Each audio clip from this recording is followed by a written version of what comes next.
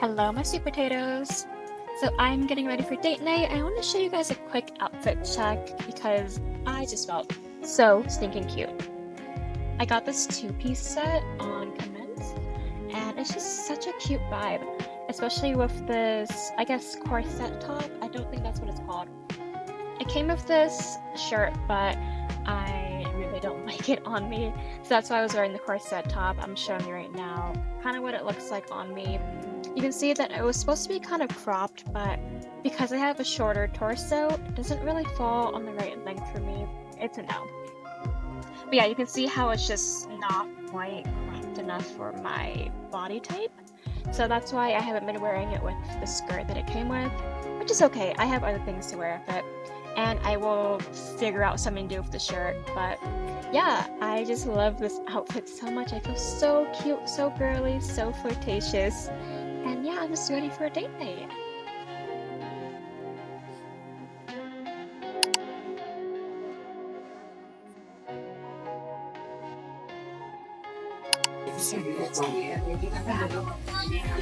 Okay, not as strong as usual. Oh, Is it good, right? yeah, it is good. It's not like overly alcohol-y. It has like a nice sweetness to it. Yeah. Do you like it? I love it. Nice. It's delicious.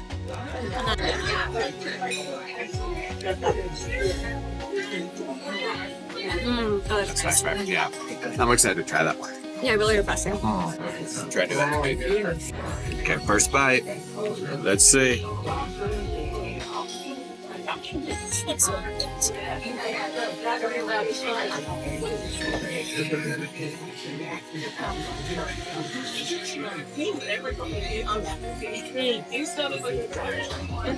It's good? Yeah, because you bring it up. Hell yeah.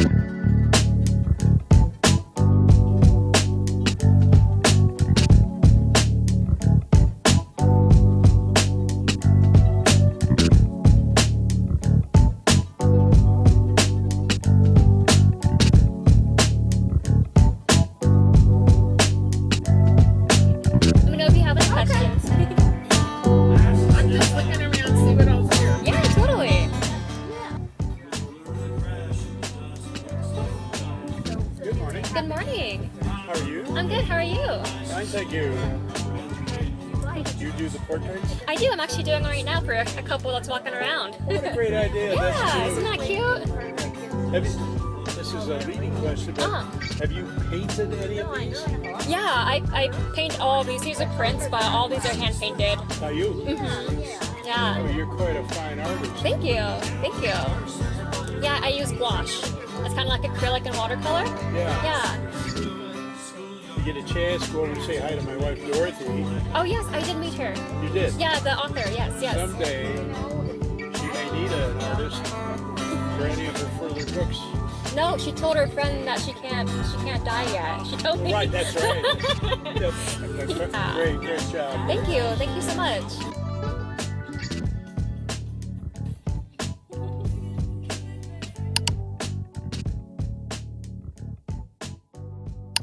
Hello and welcome to my treadmill talk.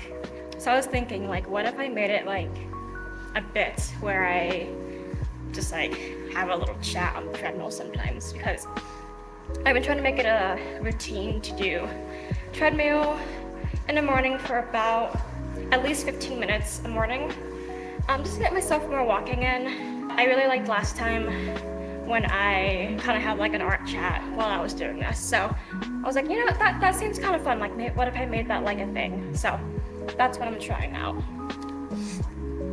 And luckily I'm alone in the gym, so I can do that today. Had a pretty good weekend. It is Sunday. I had an outdoor market yesterday and I was thoroughly surprised. It is, at this point, the worst one I've done so far in terms of sales. It was like an 8-hour show and it was outside, which you already know is like the bane of my existence. It was actually like a really cool concept. So this condominium area nearby does a like community sale every year. And so people will do like yard sales, garage sales, and then they'll put on like a little art market as well. And they have like live music, food trucks, all of that, and like performances and stuff. So it was like a really cool concept. I was like super stoked on it. And the planning was really good organization, really friendly organizers. Like I was really impressed. But there just wasn't the traffic yesterday. There was somebody that was tabling next to me and I overheard them saying that it was busier last year. But you know, that's the thing when you do markets, you never quite know what the turnout's gonna be. So it can be a risk sometimes to do markets, especially if you rely on them, which is something I want to talk about today, about how different ways that you can make income as an artist, especially if you're doing this full time, part time as well. But I have like a lot of different ways and different ideas for making income as an artist and making sure that I don't put all my eggs in one basket, because that can be very dangerous, especially if you're in like a one income household, which I'm not, thankfully, but there's just things that I need to take care of and I need to have my own income, and I enjoy having my own income. I think one of the biggest lessons that I've learned over the years, because I've been doing markets for a long time at this point, like 8 years-ish. And one of the things that always kind of freaked me out was when I would hear other artists being like other artists that didn't do well that day would be like, oh, like sucks I didn't do well, this was like my rent money, oh, like I spent my utilities check or like my rent money all on this table and I didn't do well, or it just wasn't gonna turn out and now I'm gonna have to like do like super crunch and like do a few more markets this weekend or like later today or like tomorrow. And that always freaked me out, and that's why like it took me a while to actually get to the point where I wanted to do full-time art and where I wanted to do more markets, because that's stressful. Like nobody wants to be in that situation. So when I was going through the process of figuring out if I wanted to do art full-time, I really sat down and figured out things I enjoy doing and the things that can make me money in that realm of the things I enjoy doing. I believe in not just selling your soul. Like if you're gonna do this, then make it something that you enjoy. Obviously, with every job, there comes things that you do not enjoy doing. For me, outdoor markets, I don't enjoy doing them very much, but I still do them. It's part of the job. But that's one of the things that I had to be very mindful of, is different ways that I can make income without having to rely on just markets or just one stream of income. I have multiple streams at this point, and it really works for me. Some people it doesn't, but for me it does. I also just have a lot of interests. So for me, I need to have a lot of different streams because I like to do a lot of different things with my art and creativity. I don't like to put myself in a hole. I don't like to put myself in like one frame of thinking. I like to challenge myself and just push the limits of my creativity and just try new things. I love a good challenge. So yeah, I would say if you're getting into art full time and you're new at that, then don't rely on markets. Like, I know that you'll see people on Instagram and they'll show off their earnings and it'll be like, oh, how to make $3,000 in a weekend. And that's awesome, but like, it's not realistic to expect that every weekend. It's just not. Because weather will happen, different conditions will happen around, like, you just don't know. Especially if it's like a weekend. It's like, yeah, it's a weekend, people have days off, but not everybody wants to go to a market every weekend. Like, it's just, there's so many different variables that you have to consider when you're doing markets. And if you rely on markets, then you're gonna stress yourself out a little bit too much. And it's just unnecessary stress. So I definitely recommend like finding different ways that you can utilize your skills and ways that you enjoy, and seeing if you can make income out of it. And then maybe doing a market like once a weekend or once every other weekend. Right now I do a market once a weekend to once every other. So between 2 and 4 markets a month. And that's it. I don't want to do any more. Besides that, I get my income in other ways, commissions, online sales, all of that. So that is my little tidbit for today. I think it's really important that people come into this space, especially the art market and art, like full-time artist space, with like a little bit more transparency. Because when you can make that like that grand mark, it feels so good. And then when you make, so for context, I had Comic-Con last month and I made $1,300 between a Saturday and Sunday show. I did $800 on Saturday and I did $500 on Sunday. That's the most I've ever done at a Comic-Con and I was so stoked. So coming from that high of like, damn, I made like $1,300 at a Comic-Con, and that's never happened. It was a 2-day show. It's insane.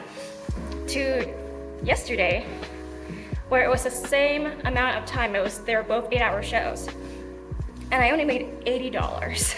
Like, coming from the high of making like $1,300 to then the low of being like, oh, I only made $80. Like, that sucks. But that is the risk that you take when you do markets and conventions and stuff. And it's not always you. Am I gonna sit here and like be sad because I made $80 when I wanted to make like $400, $300? No, because that's the game you play with markets. You just never know. And I am lucky enough that I prepared myself for that concept, and I prepared myself to make income in other ways this month. I was not relying on that market to bring in the cash to pay all my bills for this month. That's not how I roll. And, you know, some people, that's how you roll. If you can do that, kudos to you. I cannot, and I will not. Again, because markets are not my number one enjoyment of this. But if you love markets, by all means, don't listen to me. But if you're like me and you do not, heed my warning, heed my advice. Give yourself some grace with the ones that do not do well. Pump yourself up, and then get back out there. Try something else. Do a workshop. Make some online sales. Make a TikTok. Get monetized. I don't know. Like, there's just so many different outlets and so many different ways that you can be creative. And if you're able to, then do it. And I feel so much like happier knowing that I don't have to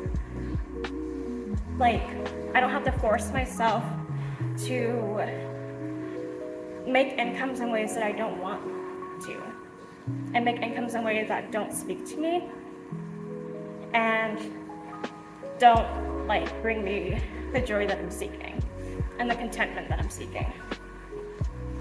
Like, it just brings me so much peace of mind, I suppose, to know that I set myself up in a way where if I make $80 at a market, yeah, it sucked. I was outside for 8 hours, 9 hours almost, in the heat, and I wanted to leave at like noon, but I set myself up in a way where I'm like, hey, that sucked, but I'm good for the month. Like, and that's the truth of it. That's the transparency. If I come on here, I want you to know that like I'm giving you the tea, and it's authentic. So yeah, I'm gonna finish this little workout and get some breakfast with my best friend, and then we're gonna go to the farmer's market, and yeah, have a nice Sunday.